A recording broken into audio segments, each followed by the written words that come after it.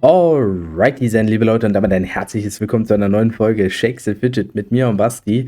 Wir werden in diesem Video bekannt geben, wer die 50 Euro gewonnen hat. Aber da ich möchte, dass ihr euch das Video auch anschaut, werde ich den Gewinnerkommentar hin und wieder nur mal in dieses Video einfügen, denn das Thema ist natürlich nicht schlecht. Passend zum 50 Euro Gewinn kommen wir zu dem Part, wie spielt man richtig mit 50 Euro im Monat Shakes and Fidget. Da geht es natürlich um einen Char.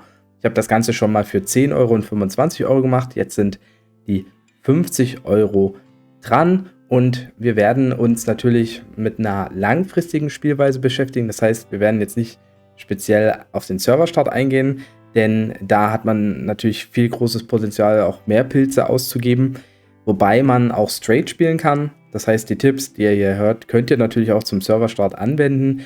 Müsst einfach nur ein bisschen besser haushalten. Also hier geht es schon um eine langfristige Geschichte und Stand jetzt, Anfang 2022, was wir hier haben, werde ich euch dieses Beispiel 50 Euro im Monat auf eine 3-Monats-Basis erläutern.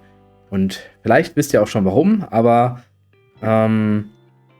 beziehungsweise auf eine Quartalsweise kann man auch sagen, also 3 Monate stimmt nicht ganz, aber im Prinzip kommt es immer ganz gut aufs Gleiche hinaus, langfristig gesehen bei 12 Monaten im Jahr. Wir sind zwar auf Server 41, wir werden jetzt nicht großartig Gameplay machen, ich werde es aber zur Visualisierung nutzen und das erste, was ich natürlich erwähnen möchte, ist, ich werde euch zwar Beispiele innerhalb einer 3-Monats-Basis nennen, aber was das Aufladen der Pilze betrifft, kommt ihr natürlich besser, wenn ihr nicht 50 Euro im Monat ausgebt, sondern natürlich alle 2 Monate 100 Euro ausgibt. Ja, das Ganze ist ganz einfach. Außerhalb der Aktion macht ihr 500 Pilze plus, wenn ihr einfach alle 2 Monate die 3000 aufladet. Wenn ihr natürlich sogar die Aktion nutzt, was ihr machen solltet, also nehmt euch immer das letzte Wochenende des Monats vor, da ist in der Regel immer eine Pilzaktion. Manchmal natürlich, wie auch zu Weihnachten, Silvester, gibt es das auch mal häufiger. Aber nehmt euch immer das letzte Wochenende vor, denn dann könnt ihr nicht 3000 Pilze erhalten, weil es sind ja 1500, sondern 3600 Pilze. Ihr macht also 600 Pilze an dieser Stelle gut. Das ist auch nicht schlimm, dass ich sage, ich zeige euch die Beispiele anhand von einem 3-Monats-Zyklus, denn man muss ja sowieso jeden zweiten Monat dann aufladen. Das heißt, ihr ladet 6 Mal im Jahr auf und habt mehr Pilze zur Verfügung. Und das wird auch hier von mir genutzt, denn im Prinzip sind wir dann bei 3 Monaten, wenn man das so will. Wenn man immer zur Aktion auflädt, alle 2 Monate bei 100 Euro, hätte man im Prinzip bei 3 Monaten insgesamt 5400 Pilze zur Verfügung. Warum? 3600 durch 2 sind 1800. Das wiederum mal 3, weil es ja 3 Monate sind wir bei 5400 Pilze. Das ist das Pilzkontingent, was im Prinzip zur Verfügung ist, mit dem wir rechnen wollen. Kernelement, wie bei den anderen Paketen, ist die Abenteuerlust. Ihr habt 100 Abenteuerlust frei und weitere müsst ihr euch für Pilze kaufen. Ihr könnt 11 Pilze einsetzen im Prinzip, um die volle Abenteuerlust zu spielen. Davon können wir schon mal einen Pilz abziehen, denn man kriegt ja immer einen Pilz bei der ersten Alu des Tages gratis. Das heißt, wir wären bei 10 Pilzen pro Tag. Bei 30 Tagen sind wir bei 300 Pilzen. Und das mal 3, da wären wir bei 900 Pilzen, die man rechnen muss bei 3 Monaten, die für die Abenteuerlust draufgehen. Hier sei auch erwähnt, ich gehe vom Worst Case aus. Natürlich kann man auch mal so einen Pilz im Abenteuer bekommen.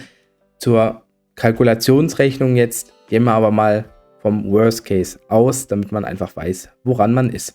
Beim Reittier ist es natürlich so, um auch effektiv die Alu zu spielen, auf jeden Fall 50% Mount, also davon kommen wir eh nicht mehr weg. Das lohnt sich bei 50 Euro im Monat definitiv.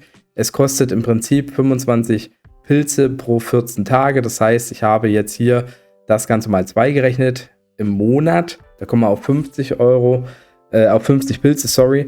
Dann aber mal 4 gerechnet, also nicht mal 3, sondern mal 4, das wäre der Worst Case, was man ausgeben muss. Das wären also 200 Pilze nochmal auf 3 Monate. Warum? Klar, es gehen ein paar Tage weg. Man gibt eigentlich im Schnitt zwischen 150 und 200 Pilzen dann aus. Ich habe jetzt die 200 genommen, es wäre der Worst Case. Im praktischen Beispiel sind es ein bisschen weniger. Da sind wir also bei 1100 Pilzen für die Alu mit dem optimalen Reittier auf 3 Monate hingesehen. Von den 5400, die wir ausgeben müssen, haben wir noch einen Rest von 4300. Dann, welches Feature man eigentlich auch nutzen kann, wenn man auf Pilze angewiesen ist, ist das Glücksrad. Hier sei natürlich erwähnt, dass man die Chance hat, durch die Lucky Coins Pilze zu sparen, wenn man sich Werbung gönnt oder wenn man eben Sonderaktionen fährt, Sondercodes bekommt. Klar, im Worst Case, im allergrößten Worst Case, gibt man 19 Pilze pro Tag für das Glücksrad aus. Mal 30 im Monat sind wir bei 570, mal 3 gerechnet sind wir bei 1710 Pilzen, was der Worst Case wäre. Natürlich gebt ihr weniger Pilze aus, denn ihr habt ja hin und wieder auch mal die Chance, Pilze zu gewinnen, wie ich jetzt hier zum Beispiel 3 Pilze gewonnen habe, 6 Pilze gewonnen habe. Ja, ich habe jetzt hier 6 Pilze gewonnen an diesem Tag. Das kann man im Schnitt sogar abrechnen, dann könnte man wieder 90 mal 6, da wären wir wieder bei 540 Pilzen weniger, wären wir bei 1200. Im Worst Case 1710 von den 4300, die wir ja schon ausgerechnet haben als Rest, da sind wir bei, muss ich gerade überlegen, 2600 Pilzen, grob gerechnet. Das sind auf jeden Fall die Features, die von Tag 1, also auch das Glücksrad im Prinzip von Tag 1 relevant sind. Die Pilze kosten, auch immer wieder Pilze kosten. Das heißt, das sind ja wirklich die Fixkosten im Monat, mit denen man immer rechnen kann. Dann gibt es natürlich auch Features im Spiel, die einmalig Pilze kosten oder langfristig. Ich nehme auf jeden Fall die Gilde, natürlich die Upgrades. Das sind 50 bis 60 Pilze pro Ausbau, die man natürlich einmalig einsetzt. Dann das Gildenpad. Da kostet ein Ausbau 2 Pilze. Also da habe ich mir jetzt mal im Jahr aufgeschrieben, 200 bis 300 Pilze im Jahr, wenn man mal bei 2 Jahren davon ausgeht, dass das Pet-Level, wie ja auch hier auf S41 schon auf 500 definitiv sein kann. Aber das sind im Jahr, also das kann man jetzt hier nicht wirklich relevant sehen. Es gibt halt mal einen Punkt, da muss man dafür mal einmalig mehr Pilze ausgeben.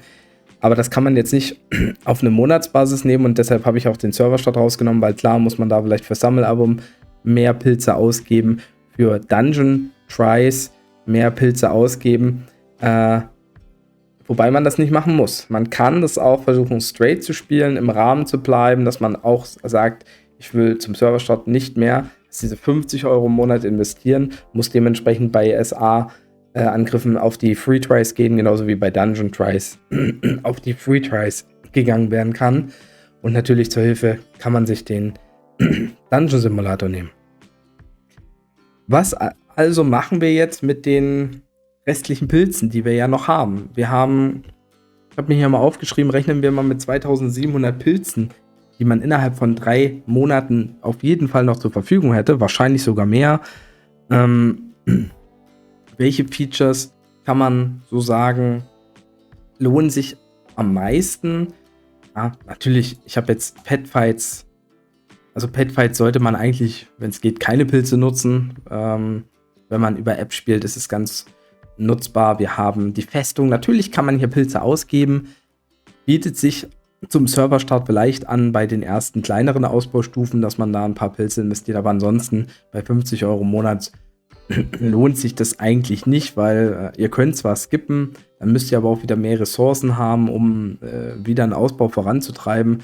Man kann es auch ganz runterspielen und man hat nach 2 Jahren auch eine super gute Festung. Also dann würde ich lieber wirklich langfristig sagen, bei diesen großen Geschichten wie jetzt hier, wenn der Ausbau wirklich lang dauert, dass man dann vielleicht 100 Pilze mal ausgibt, um ein Gebäude etwas schneller auszubauen. Das macht man dann einmalig. Genauso in der Unterwelt lohnt sich das Skippen, auch wenn überhaupt nur am Anfang bei den kleineren Stufen ein bisschen. Ansonsten braucht man hier bei diesen 50 € im Monat keine Investments vorstellen. Was dann mehr Sinn macht, ist eine Kombination aus, und deshalb komme ich zu den 3 Monaten, legendärer Dungeon und Magic Shop. Ja? Also Zauberladen. Der legendäre Dungeon ist im Prinzip 4-mal im Jahr. Er ist halt nicht genau alle 3 Monate. Man wird es jetzt auch in diesem Jahr sehen. Also es gibt ja grob die Zeitpunkte zu Ostern, zum Geburtstag, zu Halloween und zu Weihnachten. Wenn man aber trotzdem versucht, das Ganze mal so zu kalkulieren, kann man ja die Zahl der Pilze für den legendären Dungeon trotzdem einsetzen innerhalb dieses Zeitraums. Und Stand jetzt, wie der legendäre Dungeon funktioniert hat, konnte man sagen, dass man im Schnitt zwischen 220 bis 280 Pilzen pro Run ausgibt. Ich sage im Schnitt, es gab super Lucky Tries, wo man gar keine Pilze ausgeben musste, also zumindest den einen von Terra. Dann ist es auch immer ein bisschen die Frage, wie viel Pilze gibt man beim legendären Dungeon natürlich bei dem Schlüsselmaster aus, ne? Also wenn man natürlich den entsprechenden Buff haben will, kann das auch mal ein paar Pilze kosten. Und meine besten Runs waren halt so zwischen 100 und 150 Pilzen, die ich ausgeben musste. Meine schlechtesten Runs waren aber über 400 Pilze teuer. Deshalb habe ich jetzt mal einen Schnitt von 220 bis 280 Pilzen genommen. Und ich finde, mit 50 € im Monat macht es halt wirklich Sinn, den legendären Dungeon zu nutzen, um Epics zu farmen und um sich, also für die Toilette oder auch um sich neu zu equippen. Wenn man es schafft, und das kann man mit den Pilzen schaffen, bei 2700 Pilzen Restbestand, tendenziell sind es wahrscheinlich mehr, und diesem Schnitt, da kann man locker 6 bis 10 Runs im legendären Dungeon schaffen. Man bekommt natürlich die legendären Items, ganz klar. Aber man bekommt ja auch einige Epics dazu. Und die Epics kann man auch wunderbar nutzen, um sich dann selber einzukleiden oder vielleicht seine Begleiter. Natürlich sind nicht alle Epics immer optimal. Die gehen sowieso in die Toilette und werden dann zerlegt. Aber nichtsdestotrotz kann man mit dieser Spielweise sich schon auch verstärkt, weil alle 3 Monate, ihr müsst davon ausgehen, euer Char ist stärker geworden, ihr habt geskillt, auch in der Zeit, und es macht halt Sinn, einen Großteil der verfügbaren Pilze in diesen legendären Dungeon zu stecken. Zusätzlich kann man natürlich auch den Magic Shop nutzen im Epic Event, im normalen Epic Event, um gegebenenfalls 1-2 Epics für die Toilette oder auch für den Char zu blättern, parallel aber auch Tränke zu blättern. Deshalb Magic Shop, also wenn man da sagt, vielleicht 200-300 Pilze, um auch Tränke aufzufüllen, um immer in der Lage zu sein, im Portal-Dungeon das bestmögliche Ergebnis zu holen, dann ist es ganz sinnvoll. Und ganz klar ist natürlich hier wichtig, wenn man das macht und wenn man halt nicht so viel Glück mit den Epics hat beim legendären Dungeon, dann muss man halt einfach also wenn man sich neu equipt, halt auf normale Items gehen, was auch funktioniert. Es dauert halt einfach nur ein bisschen länger, gewisse Dungeons zu schaffen, wenn man eben nicht so viele Epics on top hat. Und man muss auch bedenken, ihr solltet immer in der Lage sein, also zum Neu-Equippen, genügend Steine da zu haben, damit ihr halt nicht in der Bredouille seid, immer wieder Steine aus der Verankerung zu lösen. Das kostet ja auch viele Ressourcen oder auch Pilze. Ihr solltet versuchen, diese Kosten zu vermeiden. Und natürlich auch beim Arena Manager solltet ihr versuchen zu vermeiden, dass ihr immer wieder eure Runen swappen müsst nach einem Neu-Equipment, weil das macht es dann wirklich schwierig, innerhalb dieses Preisrahmens halt auch zu bleiben. Klar, wenn man einmal Top-Runen hat und Top-Items, Epics, es wird diesen Moment geben, kann es sein, dass man dann das auch einmal machen muss, aber in diesem Falle muss man vielleicht gar nicht mehr 10 Runs im legendären Dungeon probieren oder anderweitig Pilze ausgeben. Also dann kann man das vielleicht auf ein Jahr rechnen, dann gibt man dort mehr Pilze aus, spart sie sich aber an anderen Stellen. Und ja, das heißt, diese Kombination aus legendärer Dungeon und gegebenenfalls Magic Shop ist aus meiner Sicht der sinnvollste Einsatz für die Pilze, die ihr auf jeden Fall noch zur Verfügung habt. Und ich habe ja gesagt, 2700 Pilze wären von der Milchmädchenrechnung verfügbar. Jetzt müsst ihr ja davon ausgehen, dass ihr durch Giveaways, durch YouTube-Codes, durch Coupons von Player, durch mehr Pilze, die ihr bei der Abenteuerlust bekommt oder im Glücksrad oder die ihr euch spart, weil gewisse Events pilzsparender sind, wie freier Alu oder, was ist mir gerade noch eingefallen, Irgendwas war mir gerade noch eingefallen, wo man auch noch Pilze sparen kann. Ich weiß gerade nicht mehr, durch die Sonderpakete zum Beispiel. Und wo war es noch? Ich habe es vorhin im Kopf gehabt, ich habe es aber nicht erwähnt. Jedenfalls habt ihr wahrscheinlich auf 3 Monate hingesehen dann sowieso noch mehr Pilze zur Verfügung. Und kann man die halt wirklich irgendwo auch frei verwenden. Was man sich auch überlegen kann, also wenn man das machen will, langfristig gesehen beim Arena Manager, auch wenn ihr einen neuen Char erstellt bei 50 € im Monat, man kann hier Pilze investieren. Man sollte die aber aus meiner Sicht in den Sitzplatz verwenden für schnellere Geldgewinnung und halt auch für den goldenen Status und dann zusätzlich bei der Toilette. Die anderen Gebäude sollte man eigentlich nicht ausbauen. Ich weiß gerade nicht, was das kostet. Ich glaube, Sitzplatz zu vergolden und zu verschnellen kostet 125 Pilze. Und bei der Toilette sind wir dann wahrscheinlich bei 250 Pilzen. Macht insgesamt irgendwas um die 400 Pilze.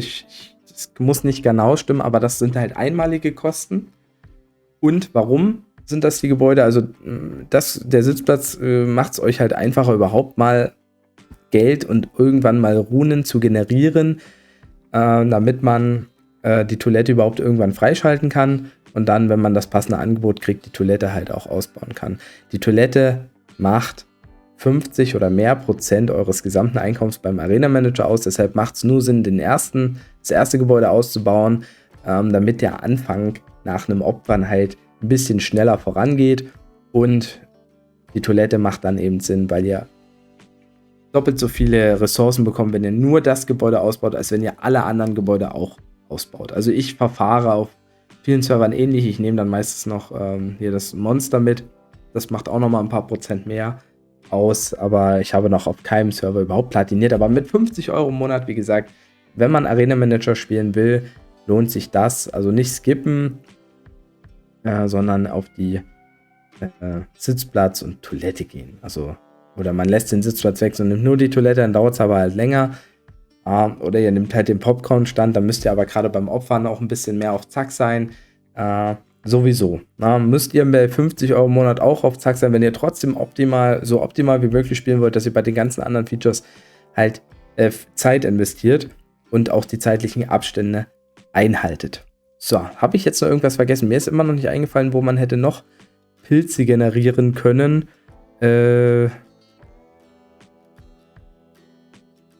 Weiß es gerade wirklich nicht mehr. Aber ich denke, wir haben alles drin. Schaut euch das Video auf jeden Fall an. Hoffentlich, also der Gewinner, würde ich auf jeden Fall kontaktieren. Praktisch wäre es, wenn man mich in meinem Discord dann anschreibt oder zumindest auf YouTube per Kommentar, dass der Gewinner den Kommentar auch verfasst. Dann werde ich um die Prüfung und die Gewinnausschüttung mich dann bei dir melden. Ich hoffe, das Video hat euch gefallen. Wenn ihr natürlich noch irgendeine Anmerkung habt oder irgendeinen Hinweis oder irgendwas, wenn ihr wisst, was ich vergessen habe oder wenn euch irgendwas aufgefallen ist, schreibt es definitiv in die Kommentare. Dann kann ich dazu auch nochmal einen Kommentar vielleicht verfassen und dann haben wir alle wichtigen Infos beisammen, würde ich mal sagen. Ja? Also, das war's von mir. Haut rein, macht da Tschüss und Servus. Euer Basti.